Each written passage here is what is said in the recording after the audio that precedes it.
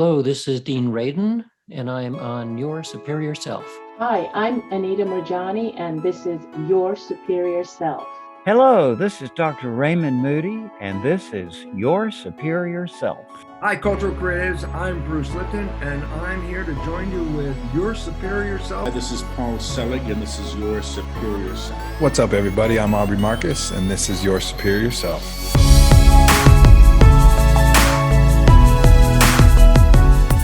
Hello, everyone. This is Dr. Dravon James, and I'm on Your Superior Self. Oh, perfection. Dr. James, thank you so much for taking the time out of your busy schedule to join the show. I am excited. I'm a big fan of your work. Actress on the hit series The Wire, filmed here in Baltimore. You're the only person I know that can play two characters. What is it? The Sampson sisters? I think that's what it was. Yeah, they were the Sampson sisters. You're right. Thank you so much. I have to say, you should have won an award for that. I mean, it was totally breathtaking how you can be two different people. I mean, it was fascinating. So thank you. Yeah. So let's talk about you. You have this amazing company where you help people transform their lives, right? Yes. But your story doesn't start there. It starts out in South Chicago, right? Yes. Growing up I think you were homeless a couple of times there. Yeah. It was an interesting childhood, and my mom, who recently passed away, I owe everything, my perspective, my perseverance to my mom, an incredible woman who taught us to live life from the inside out, which is not really what we do in any society, right? I don't think people really ever do that. They're very externally focused. They make all their decisions by what their five senses tell them. Not a horrible thing to do, but if you really, really want to next level yourself, you turn inward and you become your biggest champion, and you start to see the good in everything. And my mom taught us that. Mm-hmm. Well, I thought it was so fascinating how, like, your mom, even though you guys were homeless, you guys still made it to church, right? But you didn't go to just to one church. You went to two. Yes. One was a New Age church. I think what was the other one? It was a Pentecostal church. So if you know anything about the Pentecostal they're two different ends of the spectrum. Yeah, most people tend to think that, right? Until you really start to study beyond the surface, right? But they're so similar in the fact that they point to a higher being, which you access from an internal connection, right? And so it was so interesting that when we were doing that, my mom would say, okay, do not tell the people on Sunday that you were in church all day on Saturday. I was like, and I was a kid. So I was like, why not? What's the big deal? She goes, oh, they would never understand. They just would never understand. But, there is something to hearing things with a child's ear, because to me, they were really saying the same thing. And as I grew up in that, we'd have these bouts where we lived royally, and then we have, bouts where we didn't have a place to stay. And so, but during those time periods, my mom kept that consistency of, we studied in Metaphysical Church, New Thought Church, and then we studied at Pentecostal Church. And I just became fascinated with how people saw these two worlds so differently, and I saw them so similarly. Wow. What was that like, though, being homeless, like in and out of different homes, right? As a family, right? What was that like for you? Because we had such an interesting, I don't know that, of course it wasn't comfortable, but it wasn't total despair. We may stay at this family's house or that family's house or walk for a little while, but we were always together. And I think that was the good thing. I hear about people whose families get split up, and I'm so grateful that my mom had the strength to keep us all together. She had 3 children. I'm the oldest of 3. And so that was always comforting to know my mom was always going to be there. But yeah, it's always great to have a place to stay and to be consistent, And so when that happened for us, that was good too. But the love was always consistent. And I think that made all the difference in the world. I'm a life coach and an executive coach, and I hear stories of people who grew up in tremendous wealth, right? And have such loneliness, such holes in their heart. And then people like myself who didn't grow up with any of that, but had tremendous love. And, I guess the idea is to have a happy medium, but as long as you have family, and I had my mom, my brother and sister, it wasn't as bad as it could have been. Yeah, for sure. Do you look back, like I'm doing a lot of journaling for gratitude, right? Do you ever look back at those times and can you find gratitude for that? All of the time. It's so interesting. I think I started journaling when I was like maybe in the ninth grade, and I have most of those journals. And sometimes I'll flip through them and I can read the passions of this young girl, and I can still feel those emotions. But I am so grateful for everything that I learned during that period in my life. I laugh about a lot of it because, now at this age, you look back and say, oh my gosh, you thought that was so serious. But I'm so grateful that I do know what it feels like to be loved. I do know what it feels like to persevere, to be counted out and rise and know that that's possible, right? To be living proof of that. So yeah, there's a lot of gratitude there. When you were playing one of the Sampson sisters who wasn't so well off, could you relate to that character as far as like maybe you're, growing up I don't know what South side of Chicago is like. Not really sure. So I can't really connect with that. But did you find being homeless, like being in that environment, because West Baltimore and people that live in Baltimore are familiar with some of the environments that are locally here. Could you connect with that character at all? Well, it's so interesting because one of the things that I embrace as an actress is that we all have everything inside of us. So I've played white women on stages, right? And I believe that if we dig deep enough and we're really, really vulnerable with ourselves, we all have everything. You could be the president of the United States, or you could be a crackhead. We all have that in us, right?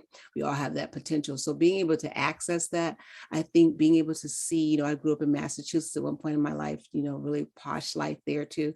And being able to go through both spectrums is easier for me because I've seen a lot in my lifetime. But I think as an actress, it's easier to let down my guard and see. It was Queenie was that particular character's name, and see her as a woman, and not so much as a woman who had, maybe a drug or substance addiction, but just as a woman who had emotions that ran deep and raw, and to be her from that perspective, who happened to maybe,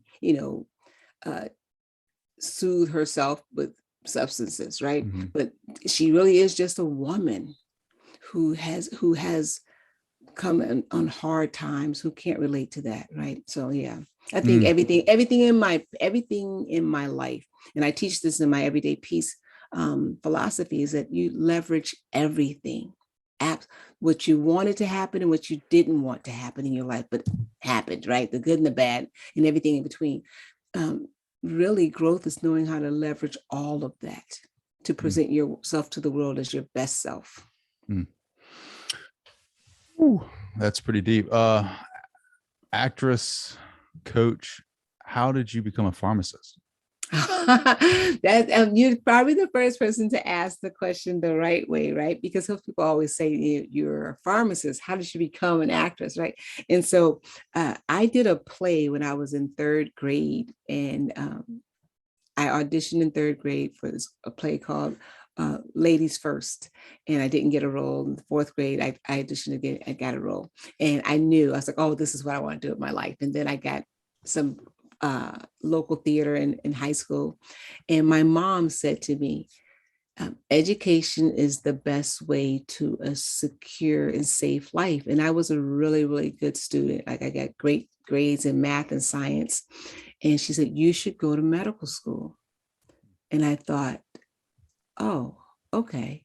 When I got a candy stripe position in a hospital, and I liked the idea of being able to help people feel better. That appealed to me.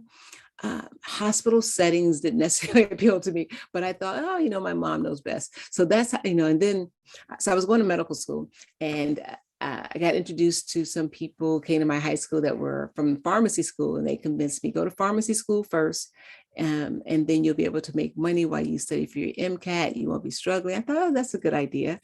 And luckily, I met those people, because when I went to pharmacy school, I realized that I was meant to help people, but probably in a different way. So I thought, well, I'll go ahead and get my doctorate degree in pharmacy, and that will still leave space and time in my life to pursue some other things. And I was right. It has. So I've been able to, have a wonderful career, spans over 30 years as a pharmacist running hospital pharmacies, and still do my acting and my life coaching. So, that's just packed full of success, right? I'm assuming you were traditionally trained, and like, materialistic viewpoints of, like being a pharmacist, it's got to be cause and effect, right? Like scientific theory, empirical evidence, systematic observations. But now you start talking about a book that has influenced your life. Was it Neil? What's his name? The positive thinking guy? Oh, Neville Goddard. Okay. Okay. So how does, all right. So you're traditionally trained in materialistic viewpoints, and then, or you get your doctorate in pharmacy, and then you start reading Neville Goddard. That has to be a complete 180, right? Or maybe not a 180, because you kind of were raised in a New Age church, but how do you meld those two? Oh, I'm so glad you asked this question. It's so amazing. So yeah, I was raised with this thought, right? That thoughts become things, right? And so I've always lived in that space, believing that, it is my responsibility to vibrate at the frequency of the answer, not the problem. And so, Neville Goddard fits right in there, talks a lot about using your imagination. And I love that, and, understanding that words become things, and, how our emotions, our world is an out picturing of what we have going on in our inside. So that resonates with me so much. And then pharmacy, because I've always been a person who reads, anything I can put my hands on. And even when I don't practice, bedside manner anymore, I do more of administration things. But when I was there, it was an opportunity to always talk with people. Yes, I'm talking to them about their drug therapy, but to really get in there, I guess I've been life coaching my whole life, right? To really get in there and talk about, hey, the medication alone is not the answer. Right. You have to bear witness to what you believe to be true.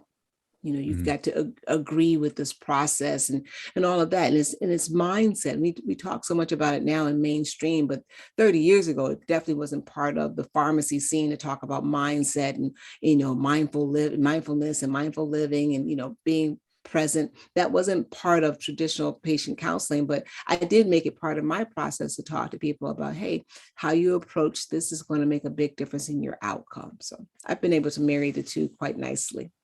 Ooh. What do the other pharmacists say when they hear some of that philosophy? Well, everybody has their own practice, and you have to have respect for that. I also like a lot of naturopathic medicine, right? So, there's people have different viewpoints. I think now it's easier because we do have a lot of this mainstream, right? We've got herbal therapies that are mainstream. We got yoga, we got mindful Mondays, all these kind of things that are happening on jobs. So it's more mainstream. 30 years ago, not so much, but luckily for me, I was a consultant. So I was kind of doing my own thing, and I didn't have colleagues all around me all the time. So I was able to kind of branch out and be as creative as I wanted to be in my practice. Yeah, I think it's interesting, right? Like, I like that you're advising your patients or clients that it's not like pharmaceuticals aren't the end all be all, right? Like, I feel like that's a Band-Aid, right? That's treating the symptoms of a disease, right? What the preventative measures are, the work that you have to put in yourself that is more positive and mindset, and positive in thinking, positive health, positive psychology, positive spirituality. All those things kind of help with the preventative side of the disease to get in front of it, to kind of mitigate it from ever happening. How do you start those conversations with them, right? Like some people are more open to this, right? Some people are more open to the power of the mind, the powers of thoughts, the powers of consciousness. How do you get your foot in there? How do you get your foot in the door? Yeah, so that's a great question too. You got all the good questions tonight. But I believe that everything starts with relationship, right? Everything is relationship. Obviously, you don't, dive into the deep end without some practice in swimming, right? So everything is with formulating relationships. And I really pride myself on that, especially when I did bench practice or work directly with patients, is really getting to know them and understanding, a simple question like, how are you feeling today, can go so many different ways, but it does open up a conversation for them to know that I have a concern beyond, hey, this is what you got to do, go on home and good luck, right? So just having that conversation and being able to open up to new things. I remember I was working in one particular setting one time, and there was a man that just kept coming back with urinary tract infection, which is not really that common with relatively young men. And after, like, I kept seeing him month after month, I just started talking to him and say, hey, you're getting this a while for some time now, what's your water intake, and being able to talk about a few other things and say, hey, would you be open to just, I don't want to give you any advice that supersedes what your doctor says, but I know you're coming in here a lot and I know this is really painful. Have you ever been talked to about this? I'd like to give you an article on this, and just, but it starts with a relationship, right? It all starts with a relationship. And then you'll get some people like, hey, no, I'm not. And my thought is never to ask someone to go beyond what their provider is telling them. Always want to partner with their provider and let them know that your provider is a first line in your healthcare decisions. You make your decisions with that provider, but having some knowledge about some different things, whether it be mindfulness and meditation, yoga, herbal therapies, being able to read more and arm yourself more calms you down for a lot of people. For some people, it's information overload, and you kind of know that. But for a lot of people, they want to know, okay, what else is there? Because I've been doing this for a while and I'm not getting the results that I thought I would be getting. Sure. And they're coming to you because of that, right? Because their conversations that they're having are not sparking that curiosity enough, or not, they're just, if you don't know, you don't know. Right. Right. So I think that's amazing. What kind of meditation practice do you practice meditation? Yes. I highly recommend meditation. I don't even care if people call it meditation. I just call it like stilling the mind. Like, let the mind rest, right? I mean, if we really think about it, our brains are so overworked. We're always thinking, we're always on, right? And then you said you have small children. I can remember having, when my children were small, it was never any downtime. I was either engaging with them or thinking about engaging with them, or thinking about their well-being. And so I've never had time to really, for my brain to stop and let me rest as a human unless I force it into that state. So I tell people my mindfulness practice, my meditation practice, it starts every morning with just, first of all, with gratitude and setting the intention for my day, and just being in a space of stillness and knowing that today is a miracle, an absolute miracle. No matter what's going on, you could say that if you're sitting on a park bench or if you're sitting on Park Avenue, today is a miracle because not everybody got to see today. Now, right? What am I going to do with that miracle? How am I going to serve today? So I do all that in my meditation practice, and then I just let it go and I just sit there in darkness. And I would like to give this tip because I get this question all of the time when I coach people. They say, you know what? I sit in meditation and my mind just wanders. I can't stop my mind from wandering. And I'm like, okay, great. So what you have to do is give your mind something to do.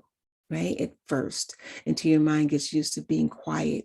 You give it something to do. So if you could sit with your eyes closed and tell your mind to go search for light. It is just like a dog when you throw a stick in the park it gets so happy and delighted that it will spend all of its time and leave you alone looking for light with your eyes closed. It's so fascinating. If you haven't done it, it's like refreshing when you open your eyes, like, oh my gosh, even if you only get 2 minutes at first of being able to be released from that constant activity of mind activity, it's really worth it. So I've I never meditate. even tried that. Yeah, I meditate all the time. Meditate, walking, meditate all the time. Empty the mind. So I got to ask you, since I'm a big fan of The Wire, I mean, I remember dating my wife and we would watch The Wire together. Like, what was that like being on that set, just being a part of that project? Absolutely marvelous. So funny that I have been acting for a while. So I told you I started when I was in the 4th grade. I got that tiny little role. I went on, and then I stopped for a number of years. I went to pharmacy school, obviously, and got my doctorate degree and yada, yada, yada. But I had my daughter, and I looked at her and I said, she's now 21. And I said, you know what? I could never tell this young person that I get the privilege of raising to follow their dreams if I don't follow mine. Mm-hmm. And so I, took some acting classes, got back in the game. But so I was acting and doing a lot of stuff and commercials and plays. And when I did The Wire was the first time that my mom said to me, "Oh my goodness, you are an actress." So that meant a lot to me. She said she was in the kitchen, and she's in Chicago. She was in the kitchen. She goes, "I heard your voice." She said, "Oh my gosh, that's my child's voice coming through the television." She ran into the living room and she said, "I'm staring at you." And I was doing the role of Queenie. She goes, "And there you are using foul language on the television." So that's amazing. So that made me, that was a really wonderful experience to have the opportunity to be a part of that production. Absolutely wonderful. Yes, I love it. Besides you, who's your favorite character on that show? Oh gosh, let me think. There are so many awesome people. I guess the obvious everybody would say would be Idris, but and I'm terrible at remembering names, but this young man just passed away. And gosh, I can't think of his name right now. My wife was a big fan of Wallace. He was awesome. I love the part where he got sent back out to the country to live with his grandparents or something, and he had to call from a payphone. But I liked Bump. I liked McNulty. Yes. I liked them all. I think it was just such a great show. It was just plus it was in Baltimore, and I can always tell when they have a Baltimore actor or something, or like somebody from Baltimore area, because they have that Baltimore accent. Yes, that's hilarious. That was the one thing. So being from Chicago, that most of my family noticed, right? So they were like, "Oh yeah, you could pick the authentic Baltimoreans." She said, because the accents change. Yes, you see who's from New York and that kind of thing. But I definitely think it was an ensemble, right? Everybody there they really did such an awesome job casting that it really was an ensemble. Everybody played off each other. It was a fabulous experience, fabulous show. Omar's coming. Yes. Oh my gosh. I remember walking out of a scene, and I didn't have any scenes with Omar, but I walked out of a scene and he was walking into the scene. And so I was finishing up my scene. He was getting ready to go on set and do a scene. And there were, oh my gosh, it may have been 50 people out there screaming for him. He was just so well received in Baltimore. I made me scared. Like I'm terrified of Omar. Like we got a neighbor in the neighborhood, and his name's Omar, and that's all I say every time I see him. Omar's coming. Like it's just a Baltimore thing. The Wire. So your company now, you're a coach. What do you want to go with that? What do you want to achieve? Like you have your licensure and pharmaceutical, doctorate in that. As a coach, is it a lifestyle coach, business coach? Yeah, so I do executive coaching and I do life coaching. Okay. So, and the name of my company is Next Step Leadership Academy. So my concentration is really on women, but I coach a lot of men too, but I do a lot of group coaching with women. And really, I started off, I just really wanted people to know that wherever they are in life, whatever they're experiencing, their story is not over. Success is one thought away. And so I started really just wanting to teach that. You just wanting to be on stages and get people to understand that. And then I just started getting people who would say to me, hey, can I talk to you later? Can I do this later? So I was actually doing a pharmacy. I used to do lecturing for pharmacy.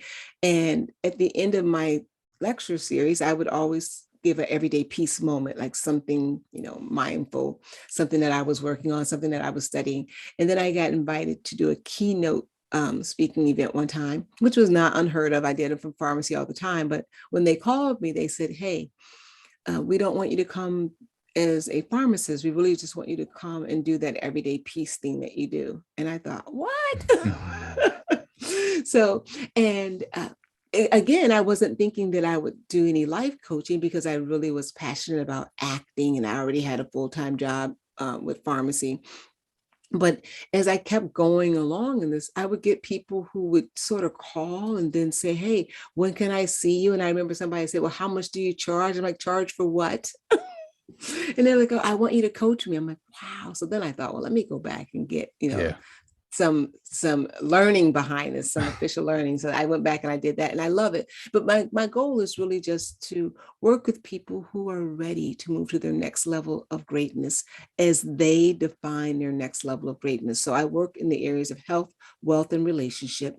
I call that the pyramid of success, triangle of success, pyramid of success. So I look at those three areas of life and say, hey, where are you? Where do you feel that you're not in harmony and could use some flow and to get to your next level of greatness? And that's my goal. Is really simple. I want people to realize that no matter what's going on, no matter what it looks like, it's not over. One thought away from your next level of greatness. I love that. You also have your own radio show. Yeah. Everyday Peace. Dr. Dravon James, Everyday Peace. Yeah. On Unity.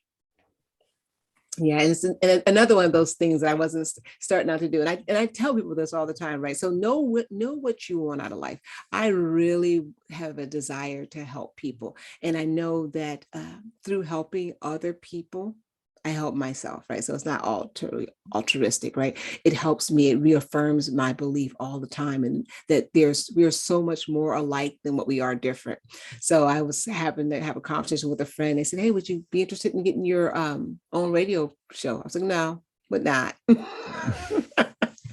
But at the time, I never, I was like, I don't know enough people to have a radio show. I could never do that. And I think we've maybe been 3 years now, maybe longer. And we do a show every Monday from 5 to 6 p.m. Eastern time, live shows. So we're live on the air, and we've had a guest. I think maybe we've only missed having a guest maybe 3 or 4 times, but so it's been great. It still is great. And the whole objective behind that show is to teach people how to have peace in their life, wholeness, completeness, nothing missing, nothing broken, totality, no matter where you are. I always say, whether you're on the park bench or Park Avenue, the same peace is available, because it does not come from the car that we drive or the house that we have or the job that we have, because we don't want anything unfortunate to happen, but we do know that life goes in cycles. And still, whatever cycle you're in, peace is still available to you. And it is the answer. It is the answer and the solution to you reaching your next level of greatness. So knowing how to access that. So we bring guests on that, that talk about different ways to get to your wholeness, your completeness, your nothing missing, your totality. I think it was you. You said, it's going back to the cycle. It's like you're either starting into the problem, you're halfway through the problem, or you're coming out of the problem. Oh my gosh. And someone told me that, right? And I was much younger when they said that. And my heart, I still remember how I felt when I heard it. My heart just sank to the bottom of my stomach. I was like, no more problems. I started studying this concept that I call peace when I was 17. My brother gave me a book, The Power of Positive Thinking by Vincent Peale. And when I started that book. I had graduated high school. It was the summer before I was leaving for college. I don't know, read the book over 20 times. It's a tiny little book. And when I read it, I said, oh my gosh, this guy, Norman Vincent Peale, is teaching me how to never have another problem in my life. Now I was 17, right?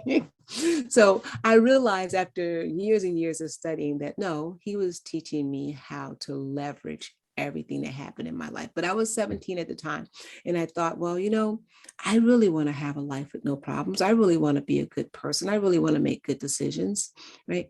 And when someone said to me, hey, Dravon, and life is a cycle. You're either going into a situation, coming out of a situation, or in the middle of a situation.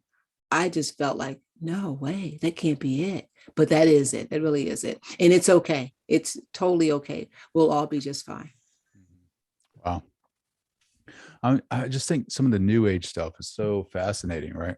What is the misconception of that, right? When people hear new age or new age, I think like unity, right? They're a different type of platform, right? Like when they hear new age, new thought, like what are some of the misconceptions about that? I think, I've always wondered that myself too. I think that a lot of times people believe that, oh, maybe they don't believe in God, right? And that's so untrue, right? There is a belief in God, a supreme being, whatever you want to call it. I don't think that new thought gets so wrapped up in what you call God, right? But I think sometimes that words can do two things. They can unite us or separate us. And unfortunately, most of the times we use them to separate us, right? So Sure. I think that people really get confused in mainstream religion and they think, oh my gosh, if you say your new thought, that means that you don't believe in God. And that has not been my experience. At least I could say that. I've never gone to a new thought church where they say, oh no, there's no God. What they do, I think that is a little bit different, is that they maybe they view God as Part of us, right? being part of us, that part, the oneness, not the separate. There's no separation. There is only one. And I find that a lot of religions at their core believe that too, but unless you're a person who reads the word of God for yourself, you may not necessarily hear that from the pulpit.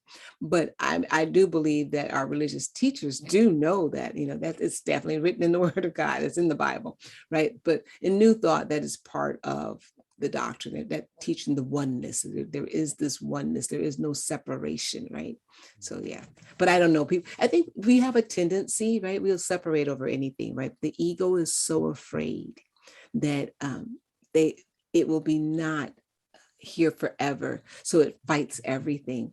And I think that's a lot of times. Well, in New Thought too, sometimes you hear people say, "Oh, I reject traditional religion." No, you really can't. It's all pretty much the same.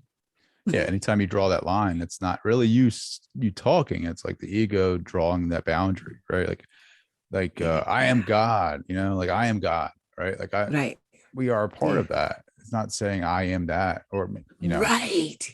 We are connected with that, right? We are connected. It's like the ego is so right. It's a hit of dopamine when you're like, oh, I am God, and then it's like, right. Well, you have that what you're saying is, it is partway there, but you are not God. You are a part of that. And the ego wants to, like you said, wants to remain in charge, because that's what the ego does. It's afraid of letting go, afraid of not being the one that is predicting or, making you do the thing. And then acting like, I think you said before, like acting like that 2-year-old and throwing a temper tantrum when we get insulted. Yeah. Yeah, I love that about the ego. It's so funny that people say, oh, how can you love the ego? Because it does remind me of a 2-year-old, right? The ego is very good at realizing that, oh, I'm not happy, right? We need to know when we're not happy, right? So that's how we move towards happiness. But then the ego does not have any skill sets whatsoever that revolve around problem solving. It cannot do that. It's like sending your 2-year-old out there to talk to your neighbor about their grass being too high. Can't do it. 2-year-old can't do it, right? So it's the same thing with the ego, right? It cannot solve our problems. It can say, hey, guess what? I'm I'm scared, I'm unhappy, I don't feel safe, which is really what it's saying most of the time, is that I don't feel safe, right? And so when a 2-year-old doesn't feel safe, if we're a parent or someone's been around 2-year-olds, that's the time that we lower our voice, right? We maybe get down on their level. We maybe hold them so that they can calm down, they can feel safe. That's the same thing that the ego is asking for, but it doesn't know how to do it, right? If you've been with a 2-year-old, right? It's time for a nap. They need a nap, right? But they're not going to lie down easily, right? They're going to kick and scream, and someone's got to be patient enough, right, to go through that process and lull them in and get them settled down. And that's what our ego is saying. I'm scared. I am scared. I'm not going to survive. They're going to find out that I'm not good enough. And it's all this fear, right? So we've got to, with our adult mind, with our God-centered mind, be able to say, no, you're safe. You're okay. There are no enemies here. Right. We've got to be able to do that. And that takes practice. And I think a lot of that is taught maybe more so in New Thought churches, how to address that ego mind. Do you take your kids to those churches, New Age? So, my gosh, my kids are 19 and 21. They're both in college now. Right. And it's so funny. Unintentionally, right? This is a thing that I did without intention, not intending to do this. I did the same thing. We went to a traditional church. A traditional church family. My kids grew up there. They know us. We love them. They love us. And we also went to a New Thought church, and that's our family. They know us. We know them. We love them. They love us. And I did not intend to do that, but it's part of my DNA, I guess. It just happened. I just thought, well, you know what? Yeah. We're going to check. Do your kids ever question that? Like, do they ever question the different theories, not theories, philosophies, as far as, I think traditional religions view us as separate, whereas New Age does view us as more connected. Do they ever ask about that? He's so funny. So my daughter, not so much. And I grew them. I taught them, I guess, similarities. Like we would come home. I would say, okay, remember we heard about this in church on, and this is bad. We went to 2 churches on Sunday. So they probably were so mad at me. But so I was saying, remember you heard this at our first church, and then you heard this. What do you think about that? Can I show you where that comes from? And so we do that kind of talk in the car on the ride home. And I try to make it as fun and as part of the culture as possible, right? And so we'd have those discussions. And my daughter, she's pretty much seemed to, both my kids understood, but my son, I used to use as a punishment. I don't recommend this, but when he was, doing his stuff in middle school, I was like, okay, what you're going to do is you're going to read this chapter in the Bible, and you're going to talk to me about it. This kid of mine would go and find and God slayed this person and this. He goes, here's your God for you. So he would ask me those kinds of questions like, oh, is this a loving God? And then we'd have to have this talk and about allegory. And so some things in the Bible are meant to emphasize other things about our character and all that kind of stuff. So that we'd have those conversations. But I think, the proof is in the pudding. I got 19 and 21-year-olds. So we'll see how much of it they took and made their own as they're making their choices about worship. Yeah, look, it's just so interesting, the two different philosophies on that. It's just, I think for me, my kids, my oldest is starting to ask questions now, really about what the podcast is about. My podcast is about, I tell them life, right? I think it's very important to have a foundation, whatever that looks like for you, whether it's traditional Catholicism or Methodism or whatever it is, right? But for me, I have a very New Age mindset where I do believe that we're a part of that higher consciousness, and you don't need to feel guilty about who you are. I think it is everyone deserves to be loved. You are love. You are a part of that, and I don't draw lines. I don't see people, as better. I think we're all that anyway. So Jesus's message was, and when I meditate, I have a lot of conversations with him that feels a lot better than any church sermon that I've ever been to.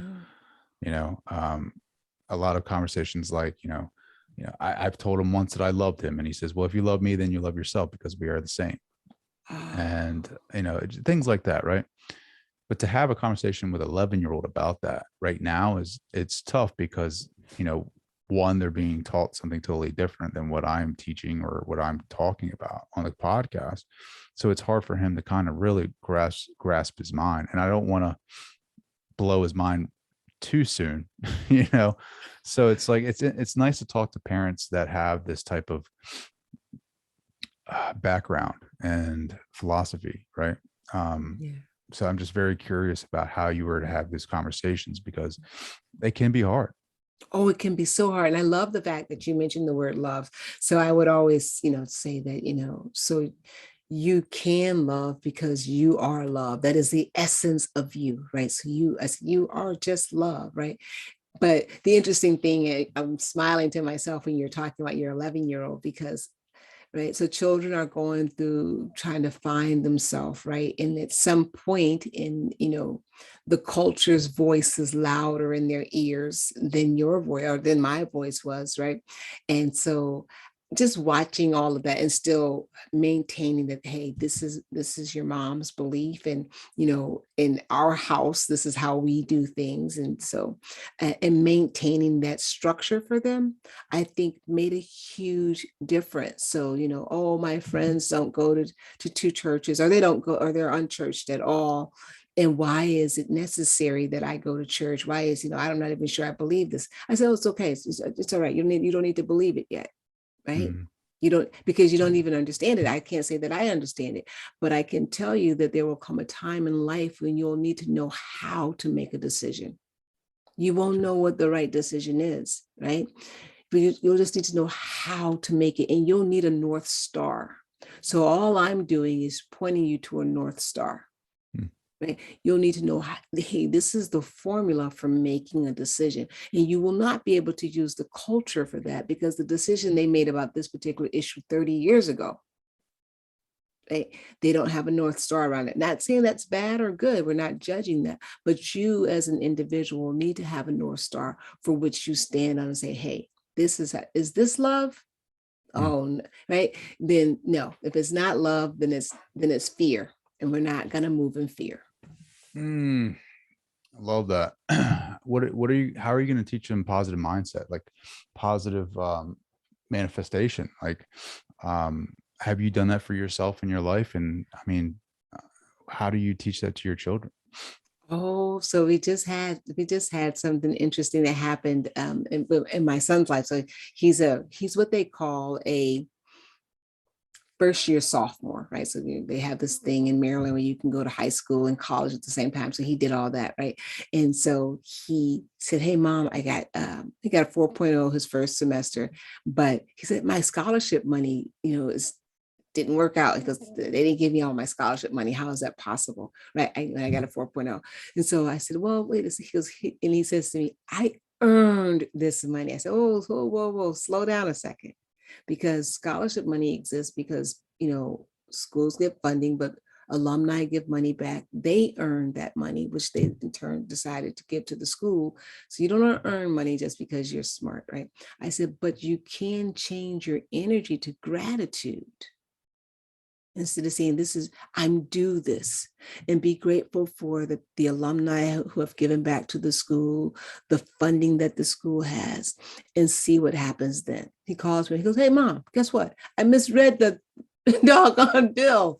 I did get the scholarship, right? But this whole thing of being, of starting out with gratitude, and I tell my kids all the time, even when your five senses tell you, your eyes and everything say, hey, this is not working out in your favor. Be honest enough to say that you cannot see through brick walls. You can't. We're not Superman, right? And so be grateful enough to say, I'm grateful to know. I'm grateful to know like I know, because it's happened before in my life that behind this disturbing vision, is the answer. That's it. That's it. And we talk about it that way. So, I'm honest and say, there's a lot of things I've prayed for that didn't look like they happened.